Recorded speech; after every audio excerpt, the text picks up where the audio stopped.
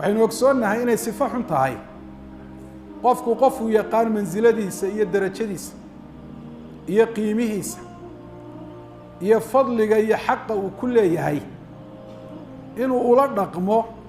salahan uu salaamo ula hadlo ula dhaqmo sidii qof aanu garanayn oo kale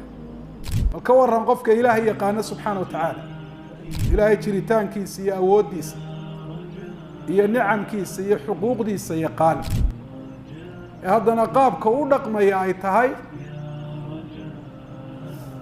sidoo aan Ilaahay subhanahu wa ta'ala garanayn Ilaahay subhanahu wa ta'ala fikirkiisa aan wujuud ku lahayn qaabku u fikiraya marka la eego Ilaahay xusuusan maayo markuu fikiraya go'aamada uu gaarayo humuumtiisa iyo waxyaabaha uu ka warwarayo kuma jirto inuu Ilaahay subhanahu wa ta'ala hor istaagi doono Ilaahay subhanahu wa ta'ala uu weydiin doono can kulli saghiratin wa kabira عفوك إني من نور مدت يداي نزعت أسرار قلبي وجئت ألقي أسايا رباه عفوك إني عمل كيسي أخلاق دي سكما موقتو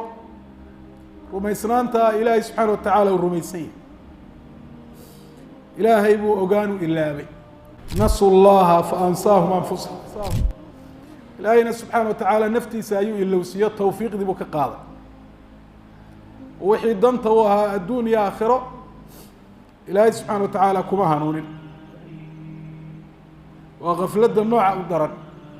الغفلة عن الله سبحانه وتعالى إلهي أماني مايو حسي مايو إلهي سبحانه وتعالى نعم كيسا انتو حصوصته وقام هذا مايو